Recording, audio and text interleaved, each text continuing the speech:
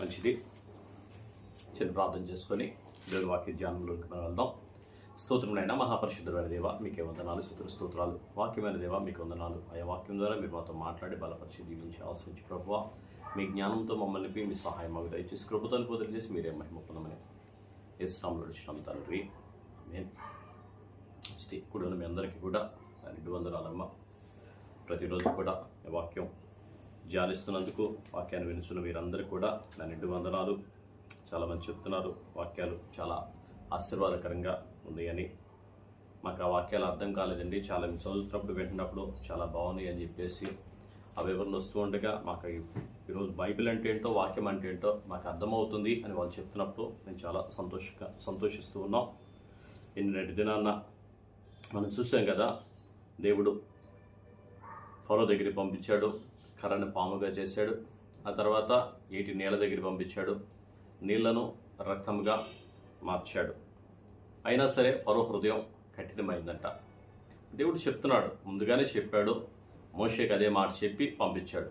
ఫరో హృదయాన్ని నేను కఠినపరుస్తాను, నా బలమైన హస్తము చేతనే వాళ్ళు బయటికి వస్తారు అని చెప్పి దేవుడు చెప్పిన రీతిగానే ఇక్కడ జరుగుతున్న సంఘటన అంతా కూడా మనం గమనించగలుగుతాం. చూడు ఒకసారి మళ్ళీ తర్వాత 8వ అధ్యాయంలో మనం ధ్యానం చేసినట్లయితే, 8వ అధ్యాయంలో మనం ధ్యానం చేసినట్లయితే యెహోవా ఏటిని కొట్టి 7 దినములైన తర్వాత యెహోవా మోషేతో ఇట్లనెను, నీవు ఫరో యొద్దకు వెళ్ళి అతనితో నన్ను సేవించుటకు నా జనులను పోనిమ్ము. నీవు వారిని పోనీయలొండ్లని ఎడల ఇదిగో నేను నీ పొలిమేరలన్నిటినీ కప్పల చేత బాధించదను. ఏటిలో కప్పలు విస్తారముగా పుట్టును. అవి నీ ఇంట, నీ పడక గదిలోనికి, నీ మంచం మీదకి, నీ సేవకుల ఇండ్లలోనికి, నీ జనుల మీదకి పోయి, నీ పొయ్యిలోనికి, నీ పిండి పుసుకు తొట్టిలోనికి ఎక్కివచ్చును. ఆ కప్పలు నీ మీదకి, నీ జనుల మీదకి, నీ సేవకులందరి మీదకి వచ్చునని యెహోవా సెలవిచ్చుచున్నాడని చెప్పమను. మరియు యెహోవా మోషేతో ఇట్లనెను, నీవు అహరోనును చూచి నీ కర్ర పట్టుకొని ఏటిపాయ మీద, కాలువల మీద, చెరువుల మీద నీ చేయి చాపి ఐగుప్తు దేశం మీదకి కప్పలను రాజేయమని అతనితో చెప్పమనగా అహరోను ఐగుప్తు జలముల మీద తన చెయ్యి చాపెను. అప్పుడు కప్పలు ఎక్కి వచ్చి ఐగుప్తు దేశము కప్పెను. శకునగాండ్రు కూడా తమ మంత్రముల వలన అలాగూ చేసి ఐగుప్తు దేశం మీద కప్పలు రాజేసిరి. అప్పుడు ఫరో మోషే అహరోనును పిలిపించి, నా యుద్ధ నుండి, నా జనుల యుద్ధ నుండి ఈ కప్పలను తొలగించమని యెహోవాను వేడుకోండి. అప్పుడు యెహోవాకు బలి అర్పించుటకు ఈ ప్రజలను అగత్యముగా పోనిచ్చేదను అనెను. అందుకు మోషే, నన్ను గెలిచినట్టుగా నీవు అతిశయింపవచ్చు. ఈ కప్పల శేషము ఏటిలోనే ఉండునట్లు, అవి నీ మీద, నీ ఇండ్లలోనూ ఉండకుండా చంపబడినట్లు నీ కొరకు, నీ సేవకుల కొరకును, నీ ప్రజల కొరకును నేనెప్పుడు వేడుకొనవలనో చెప్పమని ఫరోను అడగగా అతడు రేపే అనెను. అందుకతడు, మా దేవుడైన యెహోవా వంటి వారెవరునూ లేరు అని నీవు తెలుసుకున్నట్లు నీ మాట చొప్పున జరుగును. అనగా కప్పలు నీ యొద్ద నుండి, నీ ఇండ్లలో నుండి, నీ సేవకుల యొద్ద నుండి, నీ ప్రజల యొద్ద నుండి తొలగిపోవును అని ఏటిలోనే ఉండును అనెను. మోషే అహరోనులు ఫరో యొద్ద నుండి బయలువెళ్ళినప్పుడు యెహోవా ఫరో మీదకి రాజేసిన కప్పల విషయంలో మోషే అతన్ని కొరకు మొరపెట్టగా యెహోవా మోషే మాట చొప్పున చేశాను గనుక ఇండ్లలోనేమి, వెలుపలనేమి, పొలంలోనేమి కప్పలు ఉండకుండా చచ్చిపోయెను. జనులు వాటిని కుప్పలుగా వేసినప్పుడు భూమి కంపు కొట్టెను. ఫరో ఉపశమనం కలుగుట చూచి యెహోవా సెలవిచ్చినట్లు తన హృదయమును కఠినపరుచుకొని వారి మాట వినకపోయెను. ఇప్పుడు మూడవ కార్యాన్ని చేస్తున్నాడు ఆయన. ఇప్పుడు వారి ఐగుప్తు దేశంలో వారి దేవత పేరు హేకా, అంటే కప్పల దేవత పేరు హేకా. ఇప్పుడు ఆ దేవత మీద యుద్ధాన్ని ఆయన ప్రకటిస్తూ వారి దేవత వారిని కాపాడింది అని అనుకుంటున్నారేమో అన్నట్లుగా ఈ ప్రజలందరి మీదకి కప్పలని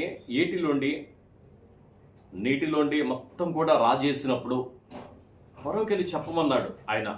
రేపు ఉదయం మీ ఇంటిలోనికి, మీ ఒంటిలోనికి, మీ పిండి పిసికే తొట్టిలోనికి, అన్నిట్లోనికి కూడా ఈ కప్పలు అనేవి మీ ఇంట్లోకి వస్తాయి. మీ దేవుని ఆరాధించుకోండి, ఈ కప్పలు పోతాయేమో చూసుకోండి అన్నట్లుగా వారికి చెప్పాడు. వెళ్ళారు. పొద్దున్న వెళ్ళి ఫరోతో చెప్పగా ఫరో ఆ మాట వినలేదు.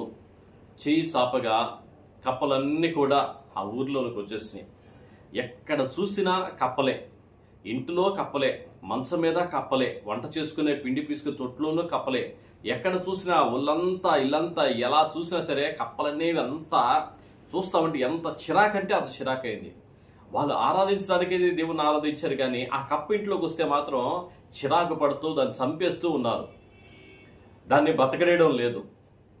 ఒకటా రెండా వాళ్ళు చంపడానికి, ఇంట్లోనేంటి పొలంలోనేంటి ఎక్కడ చూసినా ఆ కప్పలే కనపడుతున్నప్పుడు మరలా మోషేని పిలిపించి ఫరో చెప్తున్నాడు కదా, ఈ కప్పలన్నీ పోయేటట్లుగా దేవుని ఆరాధించండి, అప్పుడు నేను మీ దేవుని ఆరాధించుకోవడానికి నేను జనులను పంపిస్తాను అని చెప్పాడు. ఎప్పుడు పంపించమంటావు, ఎప్పుడు దేవుని వేడుకోమంటావు అని చెప్పి మోషేని ఎప్పుడో కాదు రేపే మీరు దేవుణ్ణి వేడుకోండి, మీ జనులను నేను పంపిస్తాను అని చెప్పాడు. కప్పలు పోయిన తర్వాత మరలా నీ హృదయాన్ని కఠినపరుచుకుంటావేమో, అందుకని చెప్పి కప్పలని నీటిలోనే ఉంటాయి కానీ బయట ఉన్న మొత్తం చచ్చిపోతాయి అని చెప్పి ఫరోకు చెప్పి పంపించాడు. అలాగే కప్పలన్నీ కూడా వెళ్ళిపోయేటట్టుగా చనిపోయేటట్టుగా దేవుడికి ప్రార్థన చేయగా ఆ కప్పలన్నీ కూడా చచ్చిపోయాయి. ఆ భూమంతా కూడా కంపు కొట్టిందంట. అప్పటి వరకు వాళ్ళు దేవుణ్ణే ఆరాధిస్తున్నారు, హేక అనే దేవతనే వారు ఆరాధిస్తున్నారు. కానీ వాళ్ళ దేవత కూడా ఆ కప్పలను పోనీలేదు. అవి కూడా ఆ ఊర్లోండి వారి మధ్యలోండి ఆ విడుదల అనేది కలగలేదు. అవన్నీ చూస్తూ ఉంటే వాళ్ళకి ఎంతో చిరాకు అనిపించింది. ఆ కప్ప అన్నం కంచంలోకి ఎక్కిందనుకో, టక్ మంచి ఎక్కిందనుకో చూడగలుగుతామా? చేతులు అన్నం ముద్ద పెట్టుకోగానే అన్నం ముద్ద మీదకి ఆ కప్ప ఎక్కిందనుకో ఎంత చిరాకుగా ఉంటుంది.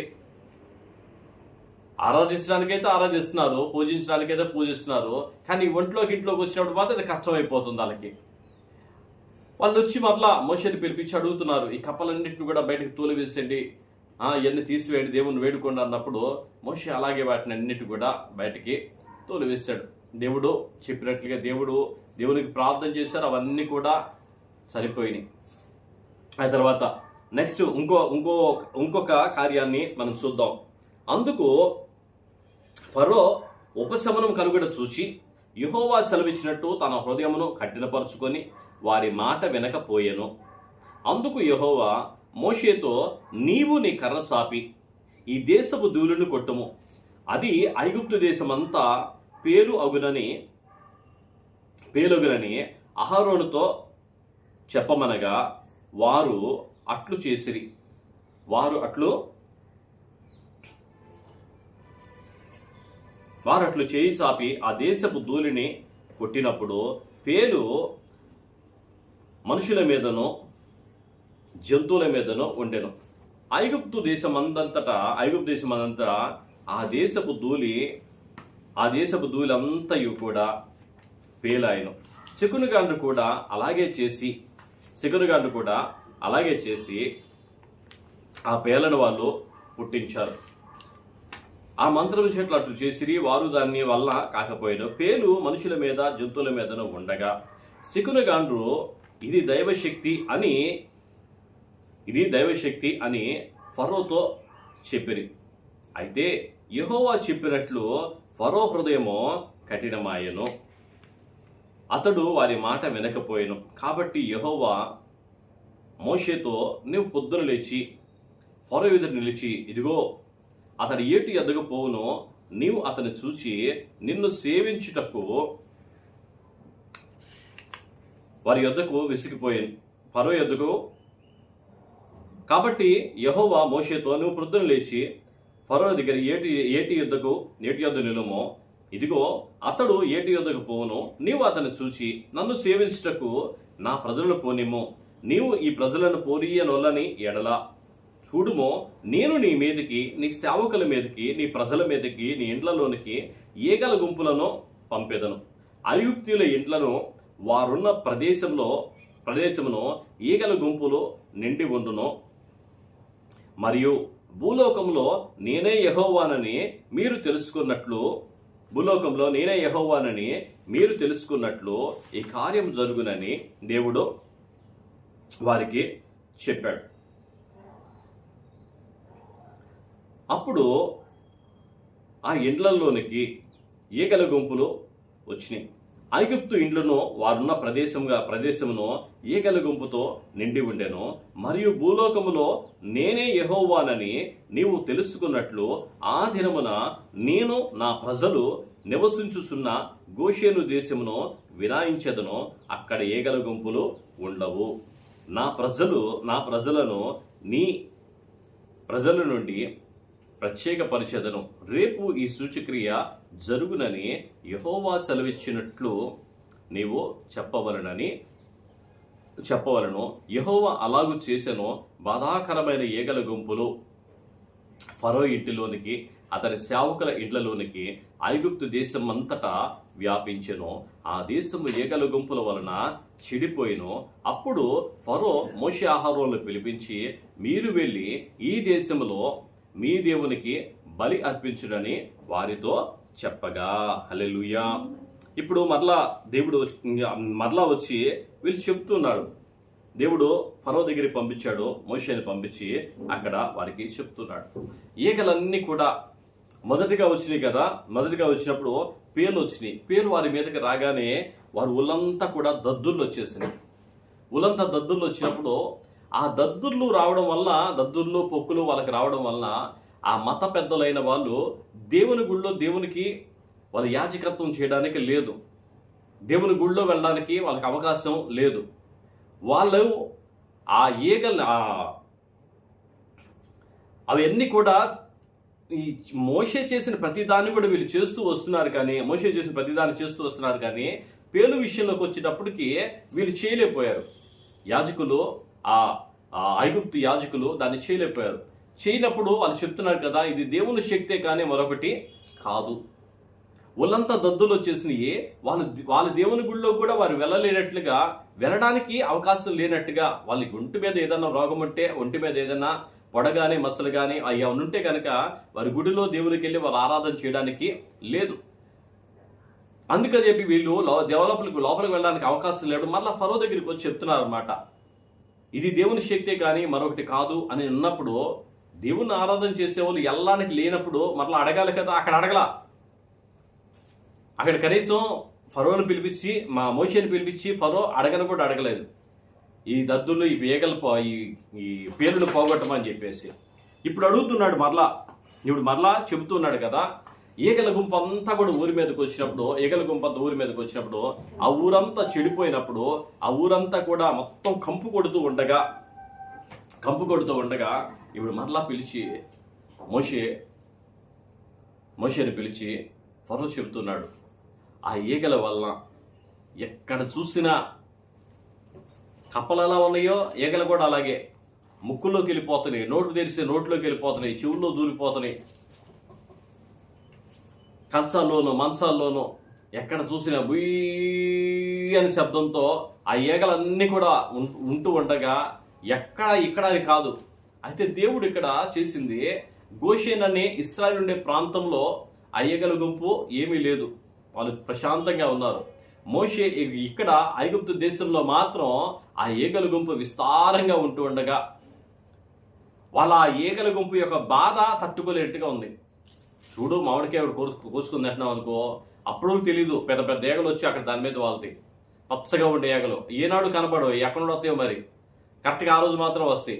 అలాగే అన్నం తింటా ఉన్నాం, అన్ని ఈగలు వాళ్తా ఉన్నాయి అనుకో, ఎంత చిరాకుగా ఉంటుంది, ఎంత ఇబ్బందిగా ఉంటుంది. అప్పటి వరకు ఈగనే దేవతను మాత్రం వారు ఆరాధిస్తూనే ఉన్నారు. కెఫారా అనే కందిరి గారి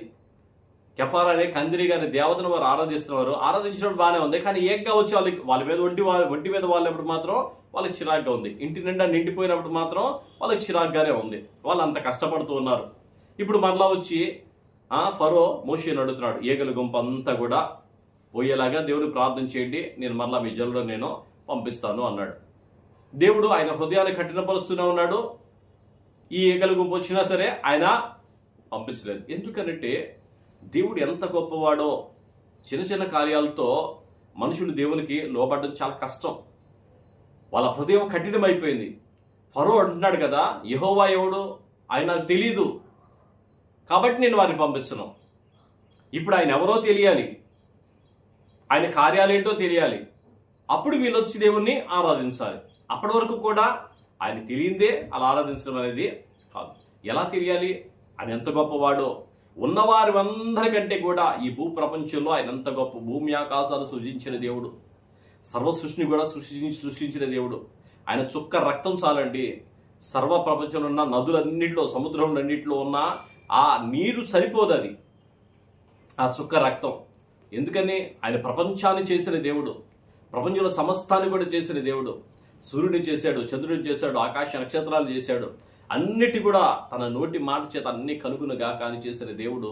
ఆ దేవుని యొక్క రక్తము మొదటి మానవుని దగ్గర నుండి కడపటి మానవుని వరకు కూడా అది పరిశుద్ధపరచడానికి ఉపయోగపడే ఆ రక్తం.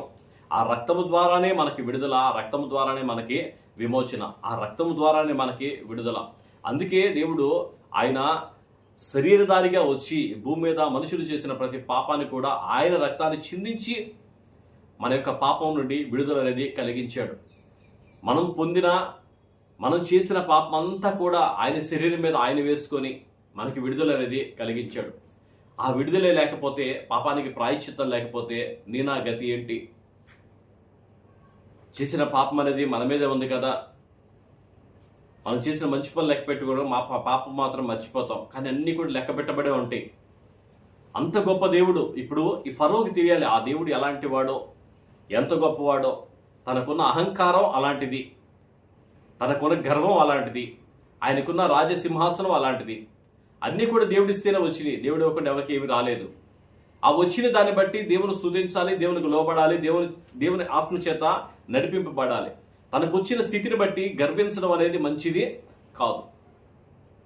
మళ్ళా పోనీ అంటున్నాడు. మళ్ళా చూడు తర్వాత,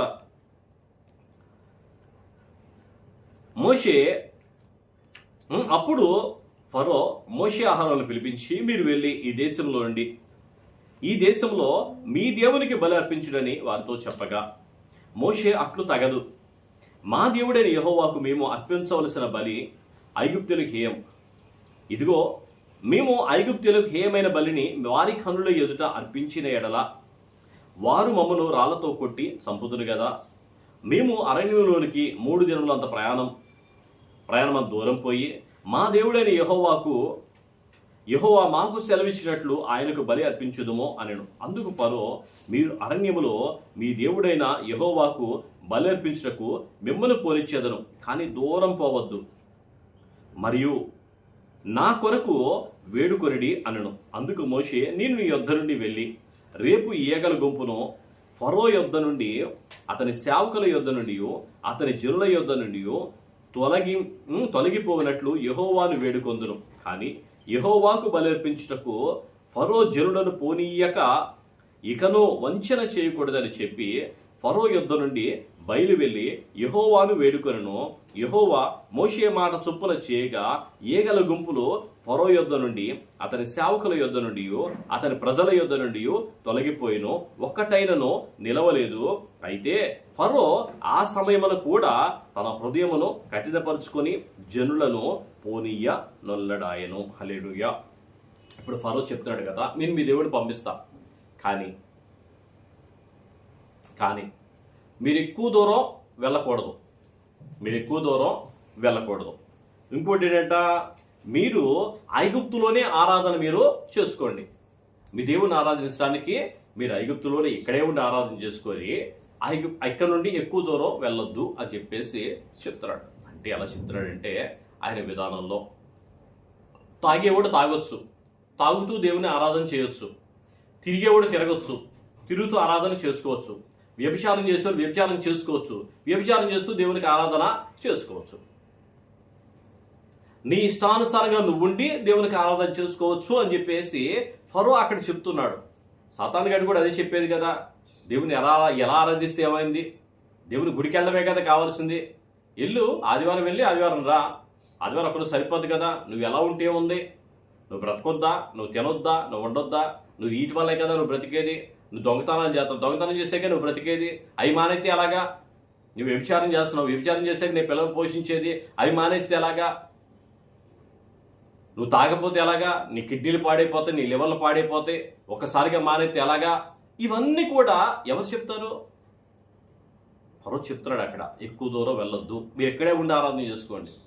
దేవుని ఆరాధించేది ఎలాగా?